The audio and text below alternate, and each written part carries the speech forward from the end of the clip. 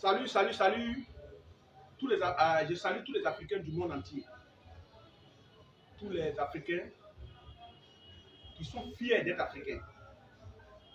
Qui veulent chercher à savoir d'où ils viennent. Je constate qu'il y a des Africains qui cherchent à savoir où ils vont. Mais d'où ils viennent, ils ne cherchent pas à savoir. Je salue tous les Africains qui cherchent à savoir où ils vont. Aujourd'hui, les gens se posent la question, c'est des questions des mélomanes. Pour ce jour aujourd'hui, il y a reçu des questions pour dire qui est médium en réalité? Est-ce qu'on est médium ou on devient médium? Quel est le rôle du médium dans la vie de l'homme? D'abord, pour revenir en arrière, vous qui avez regardé des séries TF1, j'ai parti à des séries TF1 où on parlait de médium à la brigade criminelle. Mais comme aujourd'hui on ne paye pas de droits des gens, ils préfèrent m'adresser par la terre et les détails. Là-bas, cette émission de police prenait vraiment des vrais médiums. Le médium, c'est quelqu'un qui est capable d'arriver sur la scène de crime, parler avec la personne qu'on veut tuer. Parler à son âme, il doit donner les informations vraies pour dire telle personne m'a fait ça, c'est lui qui m'a fait ça, il m'a appelé, regarde dans mon portable, tant. Ça, c'est le rôle du médium. Et je ne vais pas rentrer dans les détails. À ce titre, j'ai travaillé à des services, moi, Aziz Kamsé, j'ai travaillé à des services de Côte d'Ivoire dans ce genre. J'ai dit, on va rentrer dans les détails. Mais quand il dit qu'il travaille à des services dans ce genre, de l'État, sur le plan des médiums en Côte d'Ivoire, ceux qui sont dans la maîtrise on savent déjà de quoi ils parlent. Mais comme c'est des trucs qu'on ne peut pas étaler, je ne peux pas parler. Juste vous dire quelque chose de clair. Le médium veut dire entre, comme j'avais déjà brefé dans l'autre vidéo, entre le monde visible et le monde invisible. Le médium, en réalité, on ne peut pas devenir médium. On peut devenir voyant en faisant des rituels, en mettant des choses dans les yeux, on peut devenir voyant, on peut voir. Mais devenir médium, c'est un autre cas. Si je veux calculer les médiums qui existent en Afrique, ce ne sont pas nombreux. En Europe, quand ils constatent que quelqu'un est médium et il l'encadre, et souvent ils travaillent à la présidence, ils sont à la police scientifique, je connais plein de pays en France, on s'est produit, on se connaît. Juste vous dire, un médium est très important pour une nation. Et un médium est plus qu'un guide spirituel. Parce que vous voyez aujourd'hui, nos frères musulmans ne font rien sans demander l'avis d'un marabout. Ils considèrent leur marabout comme leur guide spirituel. Tout ce qu'il veut faire, il fait d'abord des cérémonies de sacrifice avant de se lancer. Mais nous ceux qui sont chrétiens, ils se lèvent matin, ils font ce qu'ils ont à faire. Et quand ils ont les moyens, ils oublient qu'ils peuvent attaquer, ils oublient qu'ils peuvent avoir des problèmes, ils oublient, quand ils ont les moyens, ils oublient. Et très souvent, pour faire la mort sur certaines personnes, les sorts, les envoûtements, les surprend. Il y a d'autres qui ont d'argent, ils ne savent pas ce qu'ils font avec l'argent. On dit, t'as pour me passer, on raconte n'importe chose, quelque chose, mais il y a beaucoup de choses dedans. C'est que je vais vous dire. Le médium veut dire entre le monde visible et le monde invisible. Il y a des cas qui dépassent l'entendement de l'humain. Il y a des gens qui sont au Togo, qui sont au Bénin. Mais il y a des cas, quand les gens viennent chez eux, et qu'ils traitent les cas, ils voient que ça ne va pas, ils font appel à 10-47 de médium. Nous qui sommes restés actuellement, médium en Côte d'Ivoire, il y en a 3. Et on a un qui a 102 ans. Et je suis le plus jeune. Au Nigeria, il y en a 3, 6, c'est 5. Au Bénin, il y en a 2. Au Burkina, il y en a 3. Et on se connaît. Parce que nous sommes la racine de beaucoup de choses. C'est pas parce que nous sommes trop sachants ou on connaît plus que quelqu'un. Il peut y avoir des féticheurs, des nécromanciens. Il y a d'autres qui font la boue du cristal, d'autres qui font le sable, d'autres qui font le starot. Il y a d'autres qui te font dans l'eau, on appelle, d'autres qui tombent dans le miroir. Mais ils ne sont pas des médiums. Ils sont des connaissances. Ça peut être héréditaire, ça peut être quelqu'un qu'on a à donner. Mais être médium, on est avec. Le médium, lui, il est capable de te dire, réellement, tu peux avoir un mal, mais le mal a détecté ça dans l'au-delà. Tu vas accuser quelqu'un ici qui t'a lancé ça. Je vais vous donner un petit exemple pour que vous compreniez certaines réalités. Il y a des gens, quand ils ont des petits problèmes déjà, ils mettent ça dans la main de la sorcellerie. C'est-à-dire qu'ils confient directement à la sorcellerie. Or, le médium est capable de dire, le problème qu'il y a, ce n'est pas sorcier.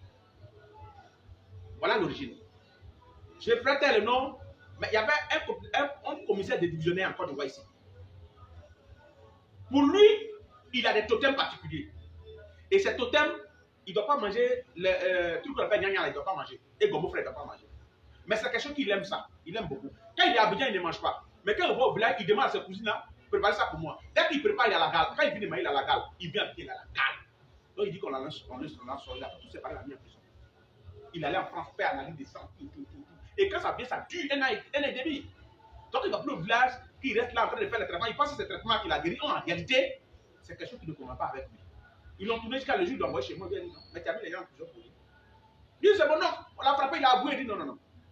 Quelqu'un a avoué, si la pression étant la criminelle, on dit un aveu sur une pression, c'est pas un bon aveu. Il dit non, il a avoué, non.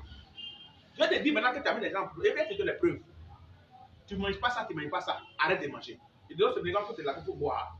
Et puis, même si tu vas au village, il te donne tel nombre de temps, il te dit, tu avais un édémé, je te donne 3 semaines, ça va sécher. Et ça ne va plus jamais arriver tant que tu ne manges pas les deux là. Le monsieur a venu me donner des raisons, mais il a donné des personnes. Il y a quelqu'un qui connaît qui ne mange pas sur lui. Quand il mange sur lui, il devient plein, ça devient plein. Mais quand il va au village, il demande sur lui, il mange, et ça revient. C'est-à-dire que les totems que nous avons, seul le médium qui est capable de dire, voilà tes totems. Il y a des personnes, peut-être que c'est celui qui a montré la route à ses parents. Avant de dire, ça sert à quoi notre débat? C'est la gazelle qui lui a montré la route. D'autres, c'est le serpent qui les a guidés. Donc, il doit pas manger serpent. Mais quand il mange, il a des problèmes et il va accuser les sorciers qui disent non, ce sort. Il y a tous ces trucs-là. L'ignorance, comme il le disait tout à l'heure, l'ignorance est le plus grand péché qu'un être humain connaît à lui, comment aller de son égard. Donc, envoyer un médium comme guide spirituel, c'est que tu as tout. Parce que quand tu veux faire une activité de dire, mon frère, le faire ne te supporte pas de mettre dedans. Tu ne vas pas gaspiller ton argent. Il veut faire marquis, parce que marquis marche. Il te dit, mon frère, marquis ne c'est pas pour toi. Et il y a des gens venus, il dit, il faut vendre charbon. Un monsieur est venu souvent, il fait affaire, ça va dire, il faut vendre charbon. Il a vendu charbon des vignes, il a posé des vignes d'Abidjan. C'est pour dire quoi? C'est pas un miracle que j'ai fait, c'est une connaissance. Et tant médium, si Abidjan te dit, où tu es là, c'est pas bon, où tu es là, où ça est là, c'est bon. Là, c'est le matin, mes amis sont en Europe, moi aussi, il veut partir en Europe, il veut jouer au ballon obligatoirement, il veut faire ça, oh, il n'a pas pris dedans, finalement, il veut pas faire ça pour temps pour rien. Donc voilà le rôle qu'un médium joue dans la vie de l'homme. Un médium, c'est un guide. Un médium, c'est capable quelqu'un qui te dit, c'est que tu es dedans, soit c'est bon, c'est pas bon. Et si tu veux rester dans ça, voilà ce que tu dois faire, voilà ce que tu ne dois pas faire, voilà l'attitude que tu ne dois pas avoir. Donc le médium, c'est un guide. Le médium est un guide qui est capable de te dire où aller, où ne pas aller. Ce qu'il faut faire. Donc, juste comparer un médium. Quand tu as un médium féticheur, c'est bon. Je suis médium et je suis féticheur. C'est-à-dire la connaissance du féticheur, j'en ai. Mais quel est l'avantage que vous concevez souvent d'un médium féticheur? C'est-à-dire, tu peux avoir un problème longtemps, le médium, lorsqu'il entend lui te dit, mon frère, il faut aller dans une rivière. Tout corde que tu vois dans l'eau, là, il faut prendre. Il faut mettre ça dans une bassine. Il faut faire bouillir, il faut te laver ça, ta maladie en 3 jours va partir. Voilà la portée du médium. Le médium ne compose pas trop, comme le féticheur. Le médium, c'est si guide spirituel et c'est si inspiration qu'on lui dit tout à l'heure. Je te dis tout à l'heure, c'est que tu as là. Il faut prendre œuf, il faut passer sur ton corps, va déposer un carrefour. Je te donne une semaine, tu vas voir que la maladie est partie. Voilà un peu la bataille entre le médium et le féticheur. Mais moi, je fais les deux. Parce que les gens ne veulent pas attendre. Féticheur, c'est diabolique, c'est satanique. Celui que ça ne plaît pas, c'est son problème. Mais moi, c'est une connaissance qui suis délicate. Je le dis et je le répète à la face du monde. Ma grand-mère, mon arrière-grand-mère, mon grand-père même, lui-même, le papa de mon papa, il était féticheur, il a marié 3 femmes féticheuses. Et ils ont mis mon papa au monde. Et ce pouvoir n'a pas donné à mon papa. C'est moi son premier fils qu'ils ont donné. Et je vous parle, je viens de Bamban Poménéda. Je suis de Djugonifla. Et ce que j'ai en train de vous dire, quand il arrive dans la guerre, on dit, il a fait la deuxième guerre mondiale, c'est mon grand-père, c'est moi, pas lui, c'est lui qui a fait là. Je suis le mot du grand-père, le plus grand féticheur, le plus grand féticheur de son temps. Et c'est là les blancs ont été le mettre en mode de rouge. Donc, Carrefour, il est le propriétaire et c'est son nom qui est sur le nom du Carrefour. On dit Ouéaka Carrefour, c'est lui qui s'appelle Ouéaka. C'est mon grand-père. Donc, c'est pour vous dire que c'est une connaissance des familles. Et celui qui a la connaissance de ta famille, vous n'allez pas avoir beaucoup de critiques sur eux. Nous, on marche à mantra. Il y a le fétichisme que quelqu'un peut prendre pour mettre au cou partout, porter des habits pour montrer qu'il est féticheur. Mais lorsque tu arrives à certaines étapes, on parle de mantra. Les mantras, ça dit que c'est des paroles que tu prononces qui ont des effets immédiats. Donc voilà un peu le rôle d'un médium. Et voilà, je m'arrête là. Pour tous ceux qui ne sont pas encore abonnés à ma page, abonnez-vous à ma page. Je vais faire des directs par moment. Laissez vos suggestions, votre question, les trucs qui vous tracassent, les trucs que vous ne comprenez pas dans la vie. Laissez ces suggestions. Le médium Aziz 47 va prendre le temps de décortiquer pour répondre. Je suis là pour vous. Je suis là pour vous. Je ne reviens pas, mais je suis déjà là. Je suis toujours là. On a compris à l'époque qu'on avait des émissions, tout, mais tout a été fermé, Mais tout le monde comprend maintenant que c'est par les réseaux qu'il faut passer. Donc, quand j'ai mon service, je me dis qu'il faut passer par les réseaux pour pouvoir rester en contact avec les personnes pour les aider. Alors, je viens sur les réseaux pour vous informer. Et c'est vous qui allez me donner le courage et la force de pouvoir continuer en vous apprenant, et en partageant mes vidéos, en faisant de sorte que le monde entier soit touché par ces vidéos. Pour ceux qui ont envie de me contredire, je suis là aussi pour eux. On peut faire des directs et puis on peut faire des présentations. Je dis toujours, que c'est dans la vraie vérité, c'est dans la confrontation contre la vraie vérité. Aucune personne ne détient la vérité universelle. Ta vérité n'est pas ma vérité, ma vérité n'est pas ta vérité. Moi, je suis africaniste.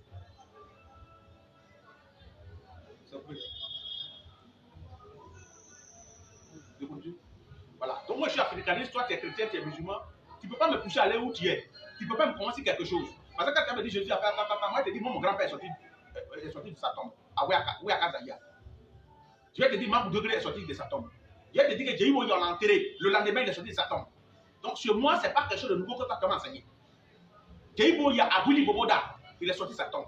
À Dubowo, on avait un guérisseur qui était là. Il a appelé tout le monde pour dire, il a pris une colle, il a passé à il est monté à l'aide devant tout le monde. Que ce que vous parlez, que Jésus est monté, il est monté. Je vous donne le village pour dire, pour me faire mentir au pays d'Abou. Il a pris une colle, il a donné à tout le monde que je perds ou je pars aujourd'hui. C'est mon jour aujourd'hui, je pars. Et tout le monde est venu dans tout le village, il autour de lui, il est parti en l'air. Jéhu il est mort, le lendemain, il est sorti de sa tombe. Mon grand-père, Payabema, il est mort, il a disparu dans la maison.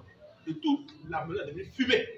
Parce qu'il voulait donner ça à quelqu'un et il a peur de rentrer. Il y a beaucoup de détails. Donc, sur les petits miracles par lesquels vous passez, qui peut convaincre quelqu'un, moi aussi, ça ne peut pas me convaincre. On me dit non, tu vas aller en enfer. Mais s'il va en enfer, je vais à toi, monsieur.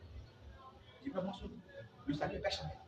Tu peux pas me pousser à aller quelque part. S'il va en enfer, si on envoie quelqu'un, est-ce que toi-même tu es en train de m'écouter là-haut? Tu peux envoyer ton enfant au paradis. Donc, c'est le comportement qui a valeur au paradis.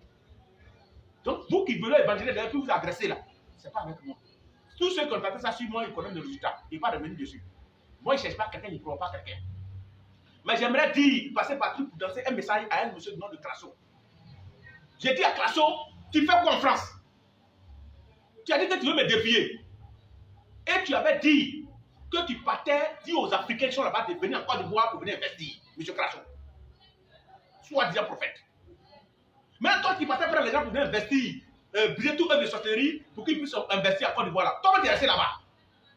Donc, ça veut dire que ceux qui te suivaient, ils sont morts dans le film parce qu'ils ne peuvent pas venir en Côte d'Ivoire. Parce que toi, tu étais parti pour les chercher pour venir à eux. Donc, je m'adresse à toi, monsieur Crasso. Je suis encore là. Aziz Kamsa, tu t'es à délivrer là. J'ai besoin de ma délivrance. Je t'avais dit qu'il allait te délivrer. Et j'ai fini de te délivrer, c'est pas tu es resté là-bas. Je t'ai délivré, c'est pas tu es resté là-bas. Donc, je passe par cette caméra pour dire que j'attends Crasso ici. Il y a beaucoup de chefs qui sont là maintenant. Il a demandé un débat. Alors, il vient faire débat, lui, il a refusé. Il y a beaucoup de chefs qui sont prêts à nous de voir. Il y a beaucoup de gens qui ne pas faire de publicité, qui sont prêts à nous prendre face à face. Pour te montrer que toi, là, tu es un arnaqueur. Je vais te montrer par A plus que toi, tu es un arnaqueur. Et il y a déjà beaucoup de témoignages, mais c'est moi qui ai ouvert la porte au témoignage. Et j'ai toujours dit que celui qui te lave, qui veut ton médicament là, moi, c'est mon petit. Tu n'es rien. C'est-à-dire que tu es un apprenti féticheur. Et tu as pris les petits produits pour arnaquer la population avec diviser les familles. Donc, M. Crasso, je passe encore par cette vidéo, c'est le tour de main Aziz 47. Il faut venir me délivrer. Merci beaucoup.